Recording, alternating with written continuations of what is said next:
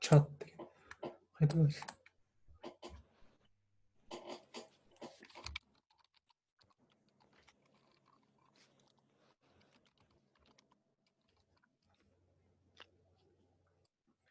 Барлығы қосылып болған сияқты.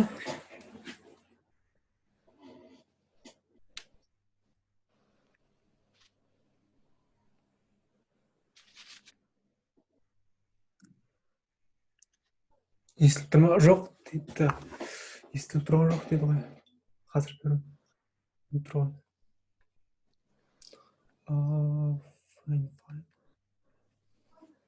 Иә, естіліп тұр дейді.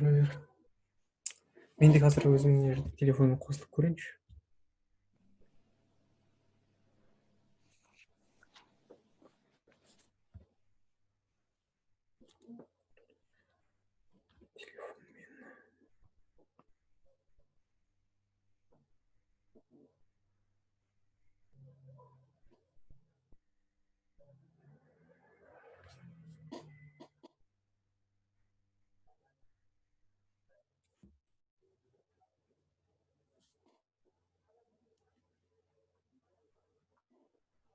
Ал қазір естіліп тұр ма?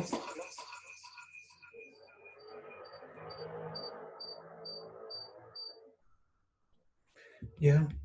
Так. Звук бар, естіп тұр, естіліп тұр. Ал онда жақсы бастайық. Екі адаммен қосылайын деп тұр екен.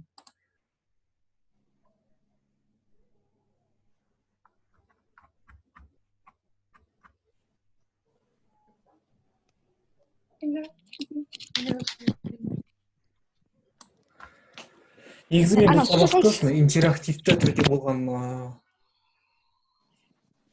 болса екен деп ойлаймын. Бұған қалаймын. Сіздер де қосылып, енді аудиоларыңды қосып, арасында қатысып отырыңыздар. Мысалы, жаңа дыбыстарды айтатын кезде, қайталап, ертең сабақты өтетін кезде сөздерді қайталап айтасыздар. Және арасында нелерді, диалогтарды бір-бірімізден айтып жаттығамыз.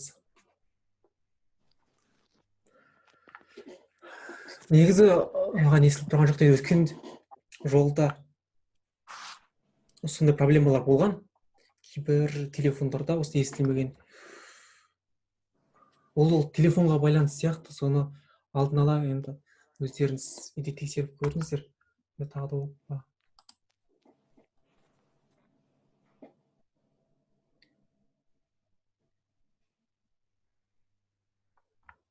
Осында қайттан кіріп білмедім оны.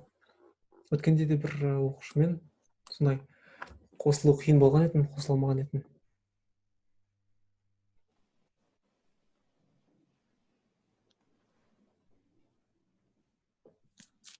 Қазір 2 минуттан кейін бір бастаймыз. 10 минут кешігіп бастайын деп жатырмын.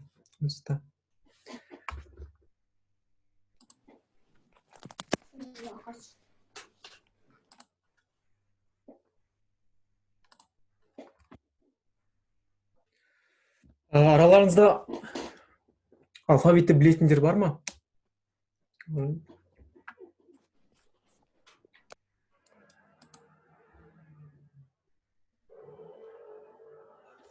Алфавитті жаңа кезде сұрасам, 40% әлі алфавиттен бастайық деп сұрады. 60% ережелерді бастай берейік бірден деп айтқан болатын. Сондықтан мен алфавиттен бастауды жөн көрдім. Бүгін алфавиттің біріншісін өтеміз, ертең екіншісін, 4 күнде алфавитті бітіреміз. 5-ші күні ережені бастаймыз. Солай тез өтейін деп жатырмын алфавиттерді.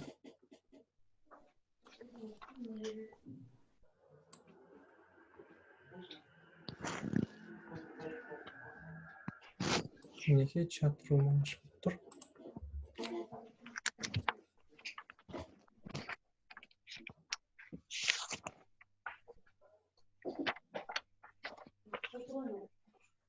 Бірақ менде ешқандай аудио естілмейді.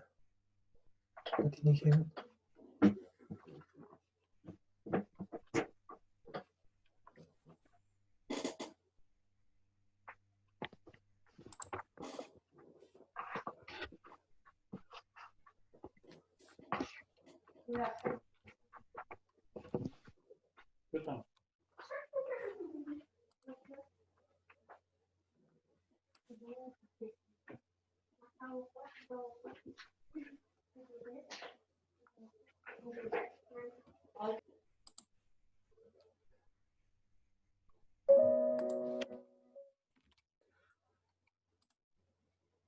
Ал бастадық. Ағай алфавитті бірде 2 күнде бітірсе болмай ма? Ал кеттік. 1-2 күнде бітірсе, негізі білетіндерге 1-2 күнде қайталап шығу болады, бірақ шатасып кетесіздер. Сондықтан 4-ке бөліп, мен 1 күнде ғана түсіндіріп бере аламын, бірақ асықпай үйренген дұрыс сияқты.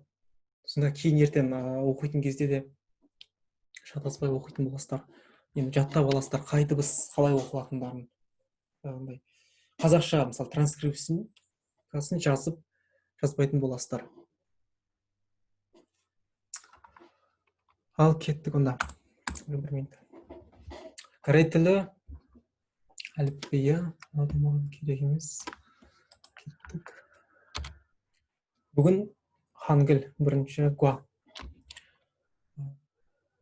Алдында корей тілі туралы да қысқаша түсіндіретін сабақ болатын менде. Оны корей тілін хангыл деп атаймыз. Барлықтарыңыз білетін шығарсыздар. Біз Шонам ұлттық университетінің университеті баспасының сол корей тілі оқулығы бойынша оқимыз.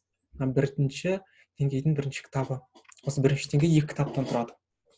Бірінші кітапта 12 сабақ, екінші кітапта 16 сабақ.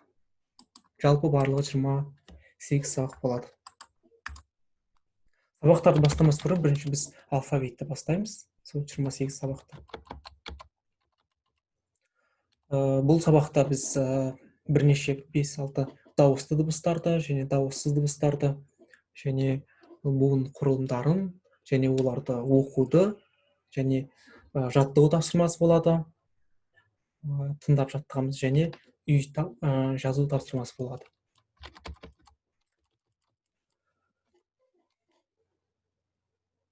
Сол алфавит өте қиын екен дейді. Өте қиын.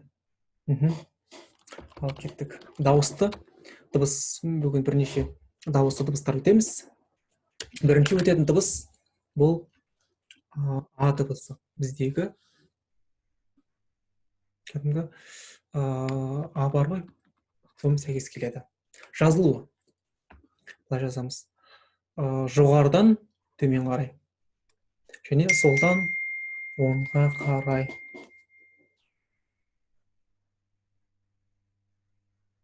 Жіберіп бере аласыз ба? Түсінбедім. Телефонды өшірейін. Осындай А деген осылай жазылады.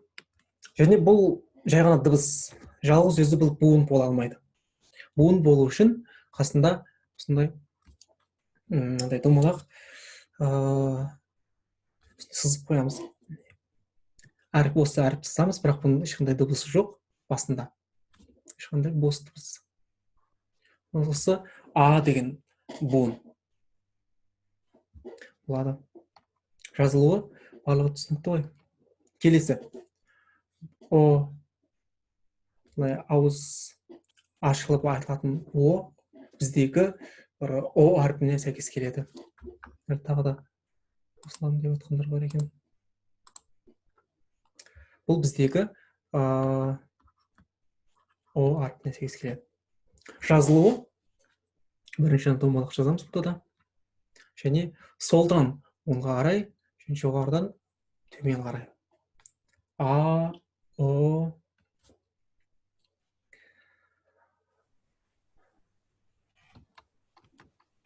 Окей. Одан кейін келесі бұл О дыбысы. Неге шығып кетті?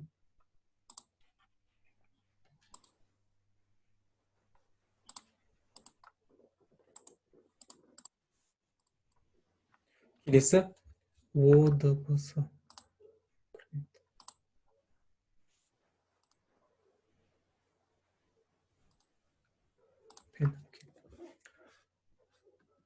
Бұл да бірінші домалақ жазамыз. Одан кейін Мәдина. Одан кейін жоғарыдан төмен қарай және солдан оңға қарай. Бұл біздің кәдімгі о әрпіне сәйкес келеді. А, о және о.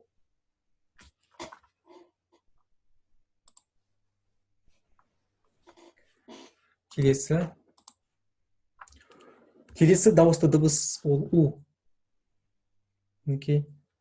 Бұл да бірінші домалағын жазамыз. Одан кейін солдан оңға қарай және жоғарыдан төмен қарай. У әрпі. Осы екеуі бірігіп у деген дыбысты білдіреді. Немесе буын болады сондай. Келесі и. Келесі о. Бұл біздің уға сәйкес келеді. Сіздерде осылай жазып отырыңыздар. Келесі о. Бізде кәдімгі о. Домалақты жазамыз және солдан оңға қарай. Осылай. Және соңғысы и деген әріп. Осылай. Домалақ және жоғарыдан төмен қарай.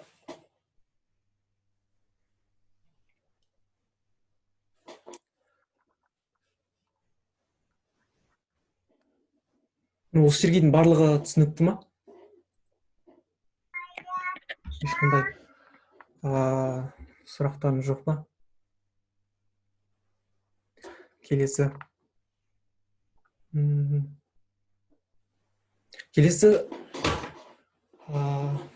бір рет қайталап өтейік негізі. А, о, и. Келесі дауыссыз дыбыстарды өтеміз. Біріншісі м деген. Бұл да бірінші жоғарыдан төмен, солдан оңға қарай, жоғарыдан төмен және солдан оңға қарай. Осылай жазамыз.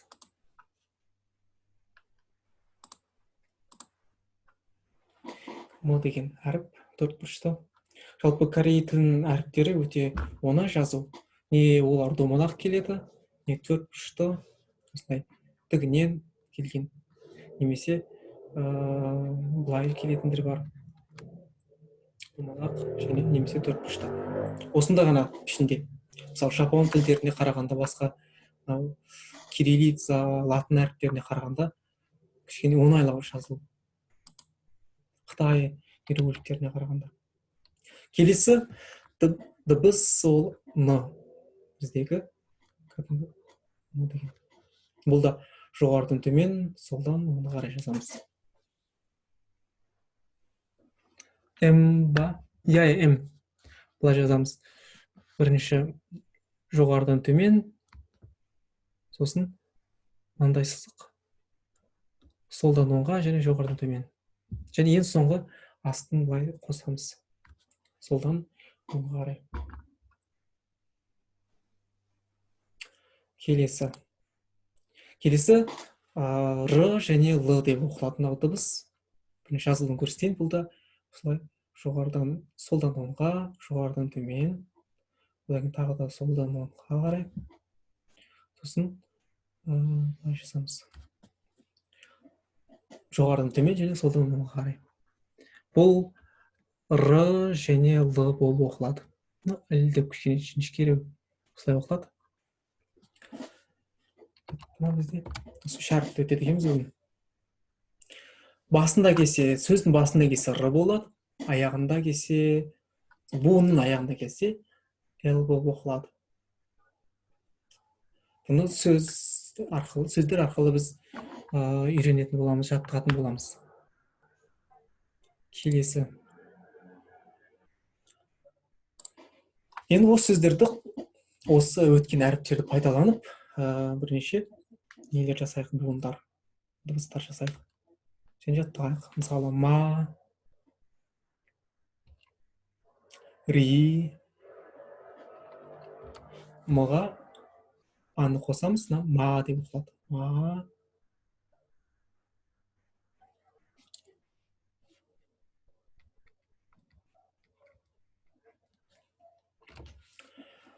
ри,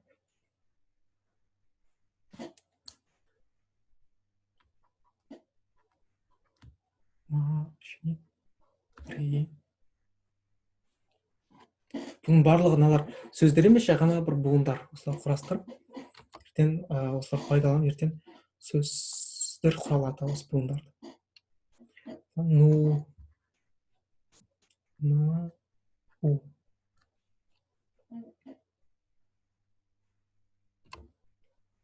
Р,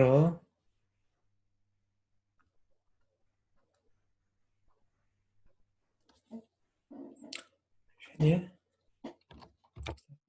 араларыңызда мысалы кім осы дыбыстарды оқығысы келеді, оқып бергісі келеді?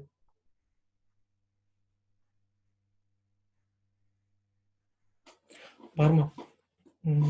Осындай интерактивті түрде болғанын қалаймын, негізі оқушыларда қатысып отқан.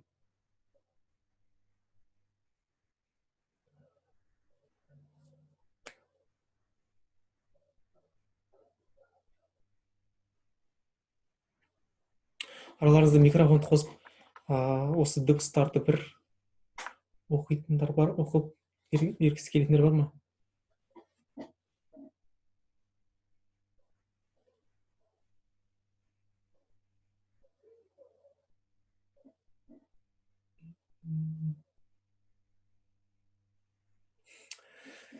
Менің даусым естілмей тұр, менен дауыс шықпайды немесе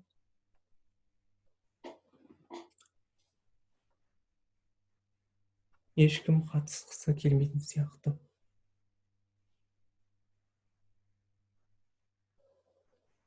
Мысалы, бұрыннан оқып жүргендер бар ғой. Сол інжу дегенді танимын, оқып жүрген. Басқа Аружан дегенді де танитын сияқтымын, группада үнемі жазып жүретін оқушы.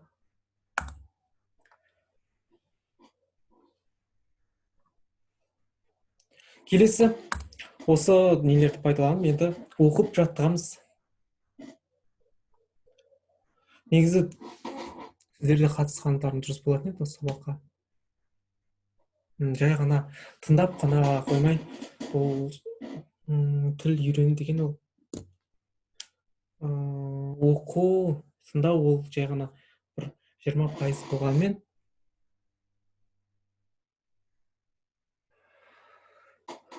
тіл үйрену ол жаттығудан тұрады, жаңа сөйлеуден, жаттығудан және жазудан тұрады. Сондықтан, егер оны біреуін ғана орындасаңыз, тек қана оқып, тыңдап қана қойсаңыз, жазып, сөйлеп жаттықпасаңыздар, ол тілдеріңіз толығымен дамымайды, жетілмейді. Тағы бір оқып берейін сіздерге. А, О, О, У, А, И. Айтпақшы, мен көрініп отырған болу керек, экран көрініп отырған болу керек сіздерге.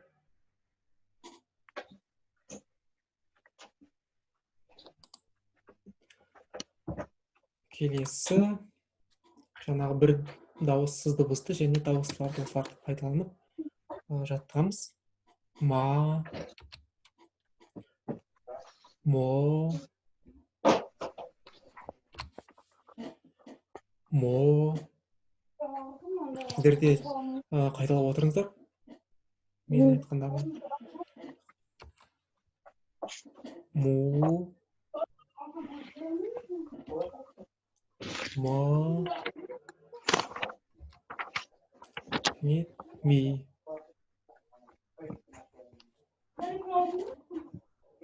나,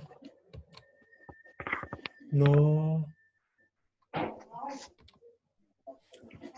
노, 너, 노, 너, 니, 라, 로, 로, 루, 러, 리. келесі.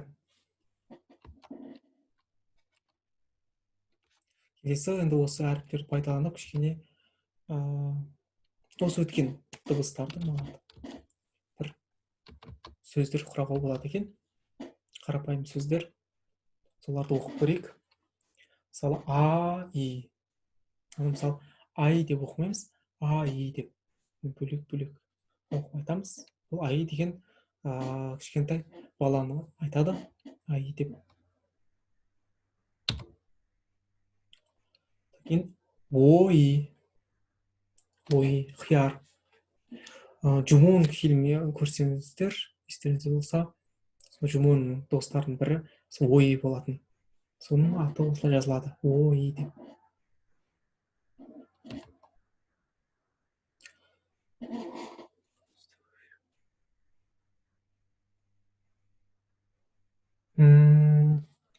Менікі негізі маған мүлде естіліп тұрған жоқ негізі. Видео. Сіздердің дауыстарыңыз. Спикер.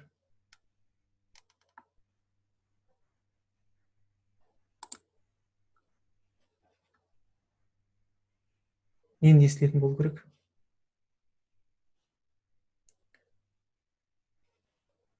Келесі. Има. Има деген маңдай деген сөз.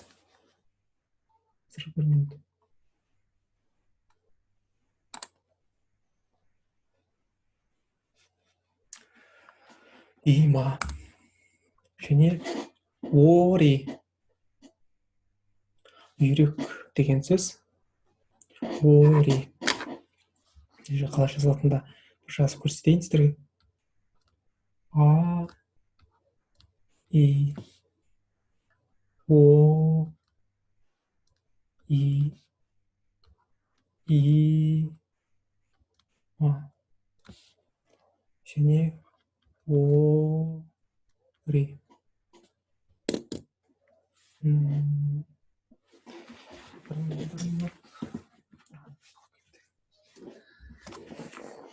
Негізгі маған сіздерден барлықтарыңыз микрофондарын өшіп бере. Еш нәрсе естіліп тұрған жоқ маған. Негізі. Келесі. Мори. Мори деген бізде бас, немесе шашты да мори деп айтып жатады. Мори. Жазамыз. Мори.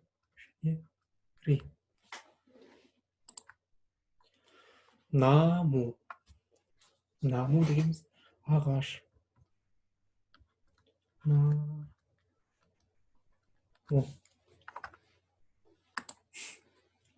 Нара. Нара дегеніміз елдер. Соларды елді нара деп айтады. Мысалы, оның арайысы вассайо дейді. Қай елден келдің деген сөз. Омони. Омони. Ана.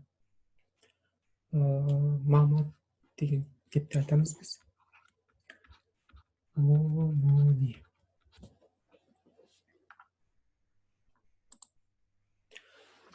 Мінекей біздің сабақ аяқталды. Келесі біз жаттығу және ары қарай үй тапсырмасы болады. Осы жерге дейін барлығы түсінікті ме? Негізі осы бүгінгі сабақта сіздер осы өткен әріптерді барлығын оқи алуларыңыз керек, жаза алуларыңыз керек. Бүгінгі сабақтың мақсаты осыны ғана білсеңіздер жеткілікті. Оқып және жаза алуларыңыз керек. 6 дауысты дыбыс және 3 дауыссыз дыбысты. Барлықтарыңыз түсіндіңіздер ме? Жаңадан қатысып жатқандар бар ма араларыңызда? Жалпы бірінші рет осы корей алфавитін үйреніп жатқандар бар ма?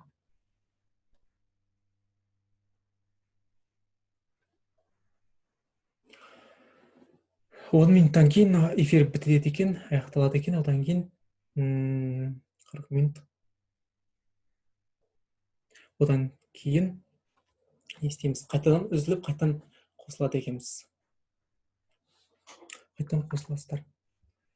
Оны ескертіп жатыр. Ложа дейді. Роза. Роза.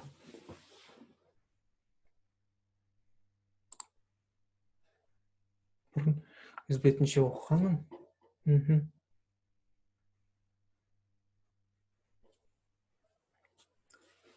Негізі сіздерде аудиоларыңыз қосып, сабаққа қатыса беріңіздер. Шетіне бір-бірден, мысалы, кім бірінші болып қатысқысы келеді? Кім бірінші болып оқығысы келеді? Оқушым бола ма? Иә, оқып көр. Қайсысын? Мынау. Қайсысын оқитын? Мынау әріптерден бастап әрқайсысын. Бірінші А. О, У, И. Иә, дұрыс. Дауыссыздар М, Н, Р. Және Бұн астындағы буындар. Бұн М, Ри, Ну, Р. Өте жақсы. Енді мыналарды да оқудағы бөлімдегілерді оқып шығайық. А, О,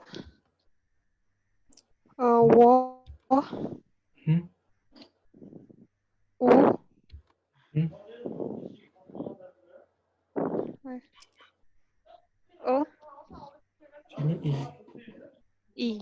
Иә. Келесі мыналарды да мен ашып отырайын, шетінен оқи беріңіз. Ма, Мо, Му, Ма, Ми. Иә, өте жақсы. Алдында өзің оқығансың ғой, алфавиттерді, әріптерді. Иә, жалпы бұрын оқыған. Қай жерге дейін оқыдың?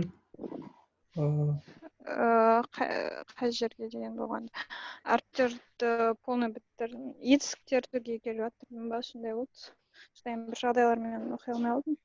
Осы менің сабақтарым бойынша оқып жатсың ба? Иә, сіздің сабақтарыңызды оқып жүрмін. Жақсы, онда келесі сабаққа да осылай қатысып отыр, бірге оқимыз, жаттығамыз. Келесі. Оқи берейін бері қарай. Иә. На, Но, Но, Ну, На, Иә. На, Ни. Және соңғысы. Ра, Ро, Ро, Ру, Мгм. Р, Және ри. ри. Иә, өте жақсы. Осылай басқаларыңыз да сабаққа қатысып отырыңыздар, бірге оқып, дұрыс емес жерлер болса мен түзеймін, сондай жаттығатын өте мүмкіндік жаттауға болатын. Келесі жаттығу, мына жаттығуды орындадыңыз ба үйде? Иә, орындаған болатын. Бірінші нені аудионы тыңдайсыздар да, Иә, таңдайсыздар о немесе о қайсысын айтқандарын арасында ил деп айтып отырады. Жақсы. Мына екінші тапсырманы да орындадыңыз шығарсыз, иә? иә. Қиын болмады ма? Көбісі осыны сұрап жатады. Ең бірінші сабақта түсінген жоқпын да. Одан кейін ары қарай қиын болған жоқ. Ең біріншісінде шатастым. Иә, негізі мынау әріптерді біраз үйде қайталап болғаннан кейін оны орындайтын жаттығу. Жалпы осы мынау сабақтың астындағы бірінші аудионы тыңдайсыздар және қай дыбысты айтқандарын осылай белгілейсіздер. Ал екінші тапсырмада қазір 4 минуттан кейін уақыт бітеді негізі. Екінші тапсырмада бір буындар айтады, соны осында жазу керек. Мысалы, осылай нәрде одан кейін жауаптары бар. Оны өздеріңіз тексересіздер. Өзіндік жұмысқа арналған. Мысалы, А деген буынды айтады. А деген бар, және қасындағы қосымша несі әріпі жоқ. Оны өздеріңіз толықтырып жазасыздар мына жерге. Екінші мысалы ри деген буынды айтады. Соны осылай толықтырып жазасыздар. Сол әріптерді дұрыс қайталап әбден оқып біткеннен кейін осы жаттығуды үйде өздеріңіз жасайсыздар. Мен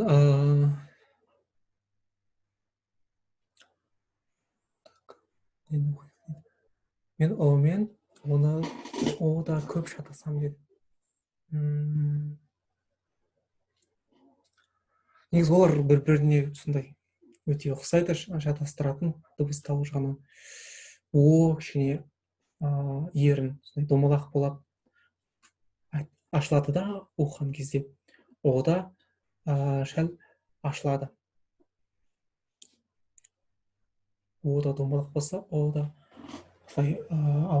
ауызды ашып оқимыз. Енді ол жаттығу арқылы түзеледі барлығы. Көбірек оқи беріңіз.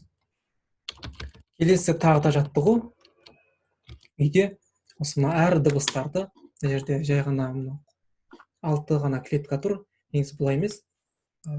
Дәптерлеріңізді алып, бір жолды мысалы толығымен А деп жазып шығыңыздар.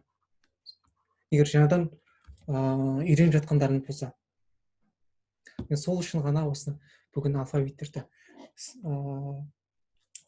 қайтадан өтіп жатырмын. Негізі бірінші сабақтан бастап берсек болар еді. Үйде тапсырма осылай жазып шығыңыздар барлығын. Жақсы, қазір өшіріп қайтадан қосыламыз. Қайтадан жалғастырамын. Енді жалпы сабақ аяқталды. Келесі 40 минутта сұрақтарыңызға жауап берсем болады. Өйткені 40 минуттан зумда шектелу.